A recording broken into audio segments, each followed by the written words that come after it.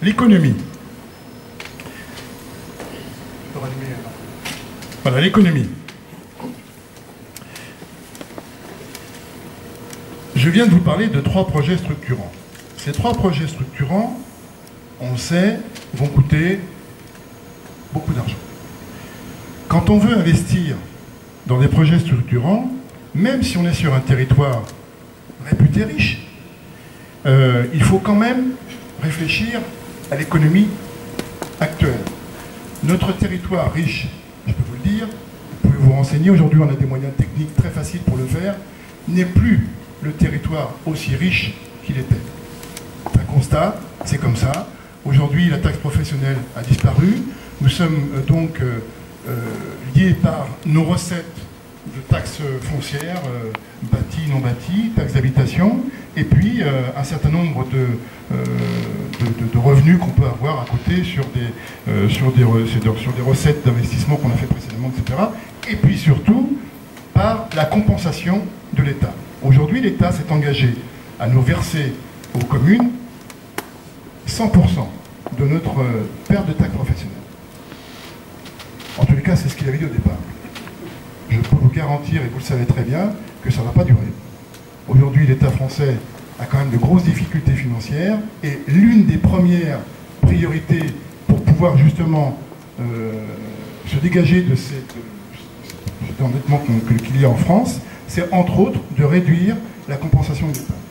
En conséquence, il va falloir que les collectivités, si elles veulent investir et si elles veulent continuer à fonctionner dans de bonnes conditions, eh bien il va falloir qu'elles développent leur propre économie.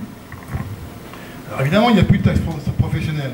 Donc si elles développent de l'économie, ça ne rapportera peut-être pas forcément à la collectivité. Si, indirectement, ça lui rapportera quand même. Mais surtout, le développement économique, ça passe par la création de zones commerciales, de zones artisanales, de zones industrielles.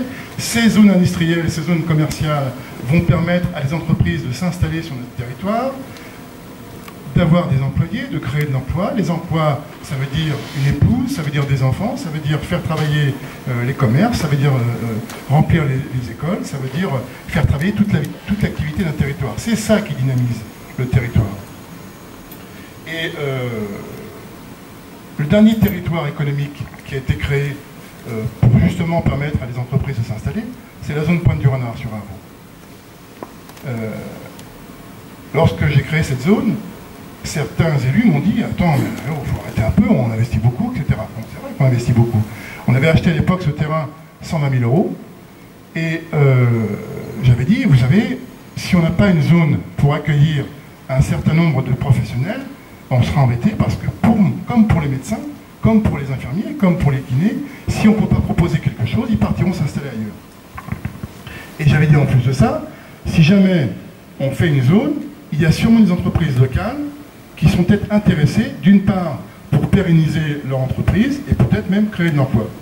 La zone Pointe du Renard, qui est-ce qui s'est déplacé? Le garage Bourdin, qui depuis d'ailleurs a créé des emplois et a pérennisé son entreprise, le coiffeur, les vétérinaires. Les vétérinaires, peut-être qu'ils seraient partis sur une autre commune s'il n'y avait pas eu cette zone pour pouvoir faire leur cabinet, et c'était pas fini. Voilà. Donc je crois qu'aujourd'hui, malheureusement, la zone Pointe du Renard, elle n'est pas extensible, elle arrive à son terme, il ne reste que quelques parcelles à occuper, et en conséquence, il est grand temps de prévoir une nouvelle zone, parce que le temps d'acheter, le temps de la préparer, le temps de l'aménager, eh bien, il faut, je le sais, ce qui s'est passé avec Pointe du Renard, c'est une histoire de 18 mois à 2 ans. Donc, si on veut effectivement faire en sorte que ces professionnels ou ces entreprises puissent s'installer chez nous et éventuellement développer encore notre territoire économique, eh bien, il faut qu'on anticipe sur une zone, un nouvel espace économique. Alors, il y a plusieurs emplacements possibles. Alors après, ça c'est à voir, hein, c'est à voir avec le monde agricole, c'est à voir avec d'autres zones, mais on peut envisager ça, faire une extension sur la zone de Coquine, qui est sur la route de Bressuire, sur la route de la Montcarrière. On pourrait même envisager ça sur Borc ou sur Soulièvre.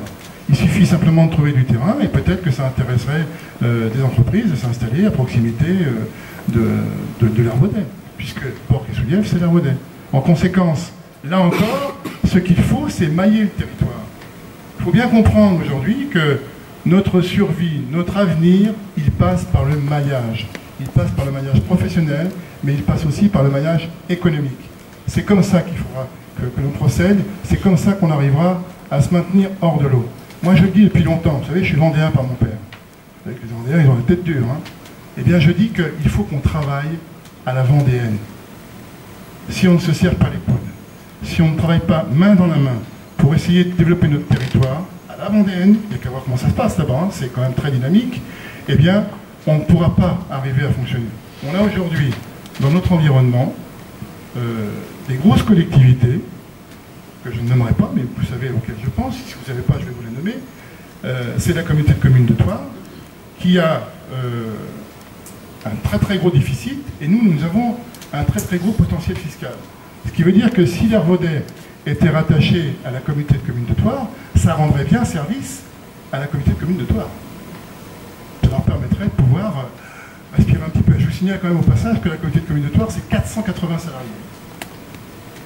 Donc je vous laisse imaginer la masse salariale et tout ce qui va avec. Donc pour défendre ce territoire, je le répète, il faut que nous soyons forts. Si nous ne sommes pas forts, malheureusement, que se passera-t-il? Ce qui s'est passé à Saint-Maran. Et je crois que les gens de Saint-Maran, aujourd'hui, ne sont pas satisfaits du tout de ce qu'on leur a imposé, et seraient même très, très heureux. Et je pense que j'ai rencontré il n'y a pas très longtemps Jeannie Vergniaud, serait même très heureux qu'après les élections, si les équipes changent, on puisse se retrouver et éventuellement essayer de retenter une opération pour pouvoir justement se désolidariser de Thouars et revenir avec Arvaux. Auquel cas, notre collectivité passerait à 12 500 habitants. C'est tout à fait suffisant et tout à fait viable pour rester autonome, en tous les cas pendant encore quelques années. Et pourquoi je dis encore pendant quelques années? Parce que pendant ces années-là, ça nous permettra d'investir dans les projets structurants dont je vous ai parlé tout à l'heure, et d'un certain nombre d'autres projets qui feront que si jamais par la suite, malheureusement, avec le changement des lois au niveau national ou d'autres choses, on devait se faire rattacher à une grosse collectivité, voire même à plusieurs grosses collectivités. Vous voyez ce qui est en train de se passer au niveau du conseil régional. On parle de faire rattacher le conseil régional Poitou-Charentes avec celui de la Garonne, enfin de la Gironde, je crois. Voilà. Donc, tout ça, ce sont des situations qui sont en train de se mettre en place. En conséquence, pour pouvoir, nous, continuer à fonctionner avec un territoire dynamique, actif et les structures qui nous conviennent, il faut aussi qu'on passe par un développement économique efficace. Voilà. Alors évidemment, il y a bien entendu dans ce projet économique la création d'une zone économique, c'est évident. Peut-être même d'ailleurs d'une zone industrielle aussi, hein. On n'est pas à l'abri, mais aussi de bâtiments relais. Les bâtiments relais, c'est très important. Un bâtiment relais, ça permet à une entreprise qui démarre d'avoir un local pour pouvoir développer son activité dans de bonnes conditions, et dès qu'elle s'est développée et qu'elle commence à prendre un petit peu de la vitesse de croisière, eh bien elle peut investir dans un nouveau local, ou acheter d'ailleurs le bâtiment relais dans lequel elle se situe, et à ce moment-là, continuer à développer son activité. Donc c'est évident qu'il faut aussi mettre en place des bâtiments relais. Il y a plusieurs possibilités, on en avait déjà parlé à l'époque où j'étais encore élu avant 2008, et ces possibilités-là, il faudra les explorer. Est-ce que c'est Intermarché? Est-ce que c'est une création spéciale avec des locaux que nous aurons mis en place? Est-ce qu'il faut le faire sur des bâtiments qui sont vides, sur Borg ou sur Arvaux? Ça s'était fait à une époque sur Borg, je crois. Il y avait une petite entreprise qui faisait du tricot, je crois qu'ils s'étaient installés dans les bâtiments de l'école ou dans les appartements, dans les maisons de l'école.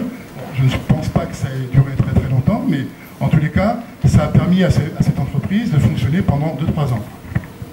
Donc je pense que effectivement, il ne faut pas se limiter à un secteur, il faut surtout avoir envie de proposer quelque chose, là encore, pour que les entreprises puissent s'installer et se développer. Voilà, en ce qui concerne l'économie.